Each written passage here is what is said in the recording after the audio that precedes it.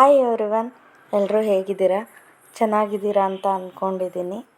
ಇವತ್ತಿನ video start ಮಾಡ್ತಾಯಿದ್ದೀನಿ. ಬೆಳಗ್ಗೆನೇ ಸ್ವಲ್ಪ ರೇಷನ್ ಇರಲಿಲ್ಲ, ಅದನ್ನು ತರಕ್ಕೆ ಕೇಳಿದ್ದೆ. ನಮ್ಮ ಯಜಮಾನ್ರು ತೊಗೊಬಂದಿದ್ರು, ಅದನ್ನೆಲ್ಲ ಎತ್ತಿಡ್ತಾ ಇದ್ದೆ. ಇವತ್ತು ಸಂಡೇ, ಸೊ ಲೇಟಾಗಿ ಟಿಫನ್ ಮಾಡೋಣ ಅಂತ ಹೇಳ್ಬಿಟ್ಟು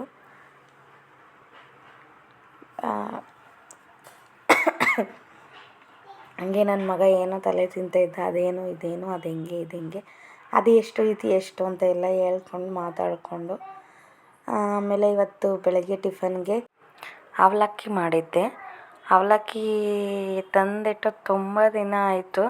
ನನ್ನ ಮಗ ಅವಲಕ್ಕಿ ತಿಂಡಿ ಮಾಡೋಕ್ಕೆ ಬಿಡಲ್ಲ. ನನಗೆ ಅವಲಕ್ಕಿ ತಿಂಡಿ ಅಂದರೆ ಇಷ್ಟ, ಆದರೆ ಅವನಿಗೂ ತಿನ್ನಲ್ಲ. ನನಗೆ ಅವಲಕ್ಕಿ ಚಿತ್ರಾನ್ನ ಬೇಡ ಬೇಡ ಬೇಡ ಅಂತ ಹೇಳ್ತಾನೆ ಇರ್ತೀನಿ ಯಾವಾಗಲೂ.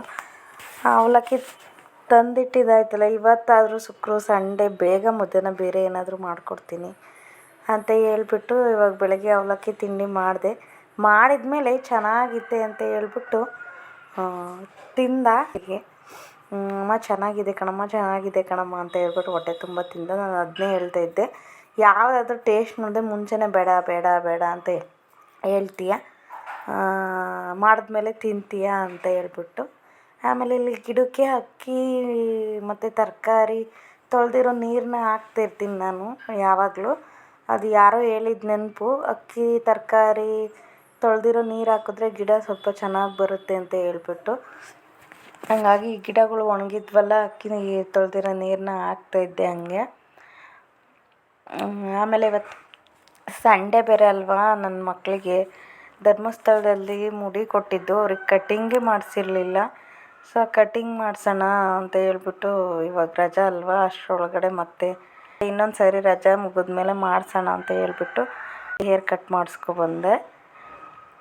ಹಂಗೆ ಬರ್ತಾ ಹಣ್ಣೆಲ್ಲ ತೊಗೊಬಂದಿದ್ರು, ಹಂಗಾಗಿ ಹಣ್ಣೆಲ್ಲ ಜೋಡಿಸ್ಬಿಟ್ಟು ನಾನು ಹಣ್ಣುಗಳನ್ನ ತೊಳೆದ್ಬಿಟ್ಟು ಇಟ್ಕೊಳ್ಳಲ್ಲ. ಯಾಕಂದರೆ ತಿನ್ನಬೇಕಾದ್ರೆ ನನ್ನ ಮಕ್ಕಳು ತಗೊಂಡು ತೊಳ್ಕೊಂಡೇ ತಿನ್ನೋದು, ಹಂಗಾಗಿ ನಾನು ತೊಳೆದೇನಿಡಲ್ಲ. ಆಮೇಲೆ ದೇವ್ರ ಪೂಜೆ ಮಾಡಿರಲಿಲ್ಲ, ಸುಮಾರು 5-6 ದಿನ ಆಗೋಗಿತ್ತು. ಯಾಕಂದರೆ ನಾನು ಪೂಜೆ ಮಾಡೋಂಗಿರಲಿಲ್ಲ. ಅದಕ್ಕೆ ಇವತ್ತು ದೇವ್ರ ಮನೆ ಎಲ್ಲ ಕ್ಲೀನ್ ಮಾಡೋಣ ಅಂತ ಹೇಳಿ ದೇವ್ರ ಸಾಮಾನೆಲ್ಲ ತೊಳೆಯೋಣ ಅಂತ ಎಲ್ಲ ತೆಗಿತಾ ಇದ್ದೀನಿ.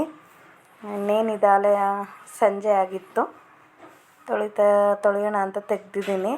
ಆವಾಗ ನನಗೆ ನೆನಪಾಯಿತು ಪೂಜೆ ವಿಷಯದಲ್ಲಿ ಒಂದು ಏನಪ್ಪ ಅಂತಂದರೆ ನನಗೆ ಹೇಳ್ಬೇಕನ್ನಿಸ್ತು, ಹೇಳ್ತಾ ಇದ್ದೀನಿ. ಅಂದರೆ ನಮ್ಮ ಮನೇಲಿ ನಮ್ಮ ಅತ್ತೆಯರೆಲ್ಲ 5 ಜನ, ನಾವಿಬ್ಬರು 7 ಜನ ಹೆಣ್ಮಕ್ಳೇ ನಮ್ಮ ಮನೇಲಿ. ಆಮೇಲೆ ನಮ್ಮ ಅಮ್ಮನ ತಂಗೀರು, ನಮ್ಮ ಚಿಕ್ಕಮ್ಮದಿರು ಅವರು ಅಷ್ಟೇ, ನಮ್ಮ ಅಮ್ಮರೆಲ್ಲ 6 ಜನ ಹೆಣ್ಮಕ್ಳು. ನಮ್ಮದೊಂಥರ ಹೆಂಗೆ ಅಂದರೆ ಹೆಣ್ಮಕ್ಳು ಮನೆ ಅನ್ನೋ ಥರ.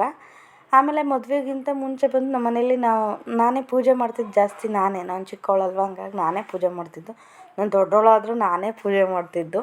ಯಾರಾದರೂ ಹಿಂಗೆ ಸುಮ್ಮನೆ ಕೂತ್ಕೊಂಡಾಗ ಕೆಲವು ಮನೇಲಿ ಹೆಣ್ಮಕ್ಳು ಪೂಜೆ ಮಾಡಲ್ಲ. ಆದರೆ ನಮ್ಮ ಮನೇಲಿ ನಾವೇನಾದರೂ ಪೂಜೆ ಮಾಡಬೇಕಾದ್ರೆ ಯಾರಾದರೂ ಹಂಗಂದರೆ ನಮ್ಮನೇಲಿ ನಮ್ಮ ಅಪ್ಪಾಜಿ ಹೇಳೋದು, ನಮ್ಮ ಮನೆ ತುಂಬ ಹೆಣ್ಮಕ್ಳೇ ಇರೋದು, ಹಂಗಾಗಿ ಅವ್ರು ಪೂಜೆ ಮಾಡಿದೆ ಇನ್ಯಾರು ಪೂಜೆ ಮಾಡ್ತಾರೆ, ನಮ್ಮ ಮನೆಗೆ ಹೆಣ್ಮಕ್ಳೇ ಹೊಲ್ದಿರೋದು, ನಮ್ಮ ಮನೆಗೆ ದೇವ್ರು ಕೊಟ್ಟಿರೋದೇ ಹೆಣ್ಮಕ್ಳು ಅಂತ ಅಂದಮೇಲೆ ಹೆಣ್ಮಕ್ಳು ಪೂಜೆ ಮಾಡಿದೆ ಇನ್ಯಾರು ಮಾಡ್ತಾರೆ. ಹಾಗಾಗಿ ನಮ್ಮ ದೇವ್ರು ಹೊಲ್ದಿರೋದು ಹೆಣ್ಮಕ್ಳೇ ನಮ್ಮ ಮನೆ ತುಂಬ ಇರೋದು, ಅವರೇ ಪೂಜೆ ಮಾಡಬೇಕು, ಅವರೇ ಮಾಡ್ತಾರೆ ಅಂತ ಹೇಳೋದು.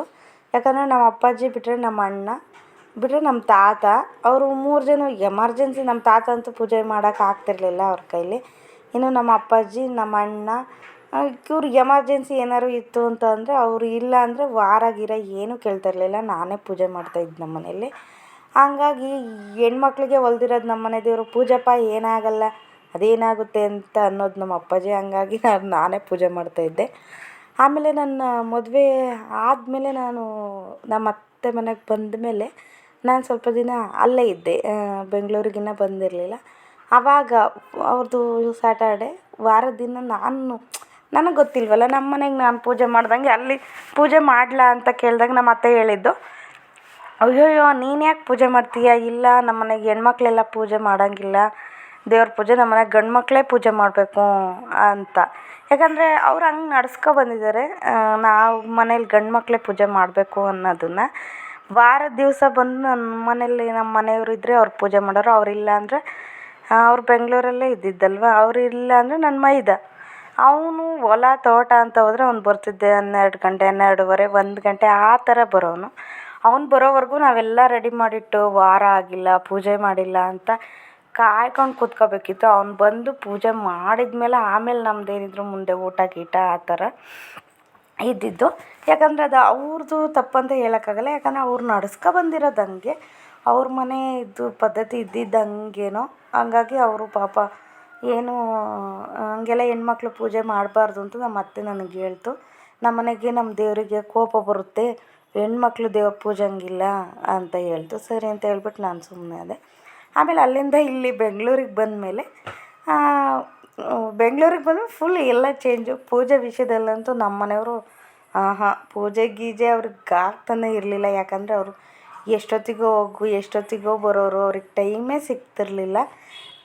ಅವಾಗ ನಾನು ಹೇಳ್ತಿದ್ದೆ, ಅಯ್ಯೋ ನೀನೇ ಪೂಜೆ ಮಾಡು, ವಾರದ ದಿನ ಇಲ್ಲ ಹಿಂಗೆ ಪೂಜೆ ಮಾಡಬೇಕು ನೀನು ಅಂತ ಅಂದಾಗ ಅವ್ರು ಹೇಳಾರೆ, ನನಗೆಲ್ಲ ಆಗುತ್ತೆ, ನೀನೇ ಪೂಜೆ ಮಾಡು ಏನಾಗಲ್ಲ ಅಂತ ಅಂದರು. ಅವಾಗ ನಾನು ಹೇಳ್ತಿದ್ದೆ, ಅದು ಹೆಂಗೆ ನಿಮ್ಮ ಮನೇಲಿ ನಿಮ್ಮಮ್ಮ ನಮ್ಮ ಅತ್ತೆ ಹೇಳಿದ್ರಲ್ವ, ಅದನ್ನು ಅವ್ರ ಹತ್ರ ಹೇಳಿದೆ. ನಿಮ್ಮಮ್ಮ ಹೇಳಕ್ಕೆ ನೋಡಿದ್ರೆ ಹೆಣ್ಮಕ್ಳು ಪೂಜೆ ಮಾಡೋಂಗಿಲ್ಲ ನಮ್ಮ ಮನೆಗೆ, ನೀನು ಪೂಜೆ ಮಾಡಬೇಡ ಅಂತ ಹೇಳಿ, ನೀನು ನೋಡಿದ್ರೆ ನೀನು ಪೂಜೆ ಮಾಡು ಅಂತ ಅಂತೀಯಲ್ಲ, ಅದು ಹೆಂಗೆ, ಆಮೇಲೆ ಏನಾದರೂ ಆದರೆ ಹೆಂಗೆ ಏನು ಎತ್ತ ಅಂತ.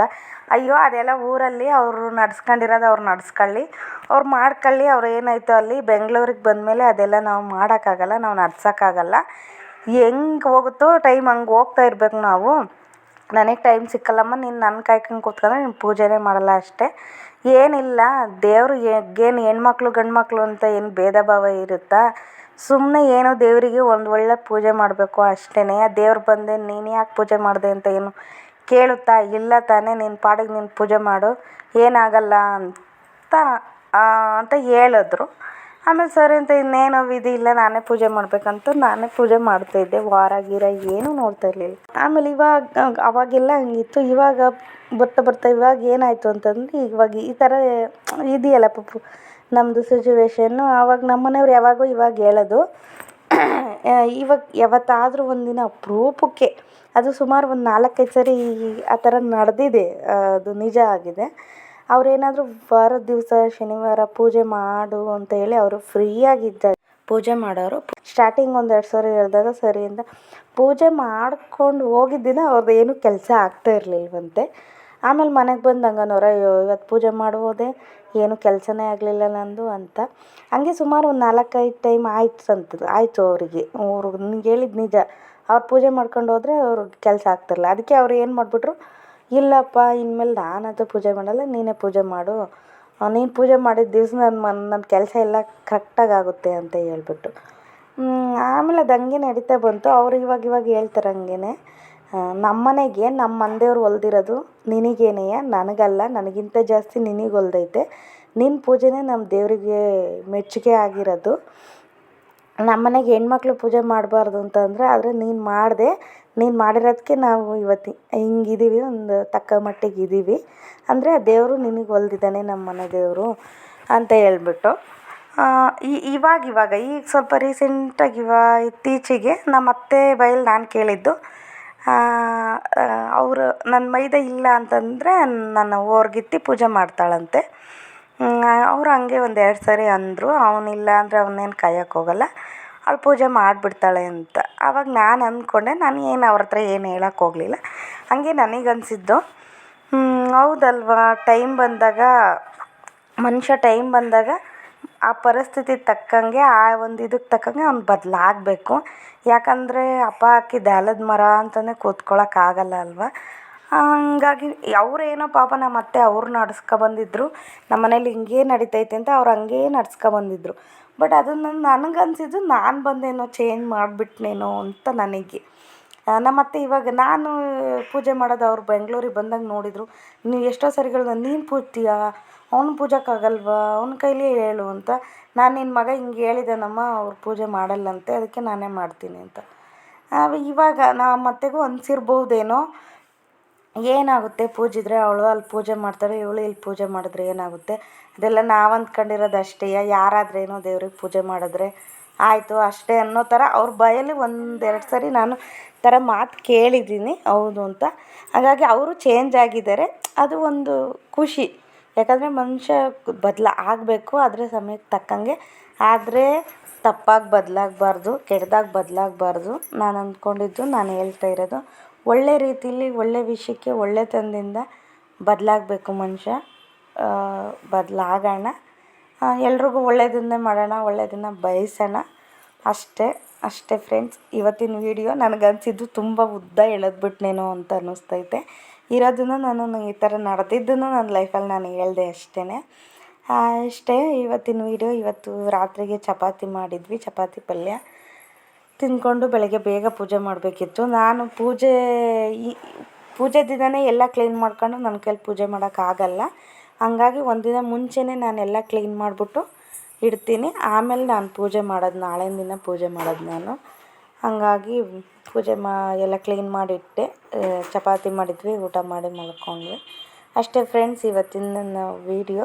ಇಷ್ಟ ಆದರೆ ಲೈಕ್ ಮಾಡಿ, ಶೇರ್ ಮಾಡಿ, ಕಮೆಂಟ್ ಮಾಡಿ. ಪ್ಲೀಸ್ ಎಲ್ಲರೂ ಸಬ್ಸ್ಕ್ರೈಬ್ ಮಾಡ್ಕೊಳ್ಳಿ.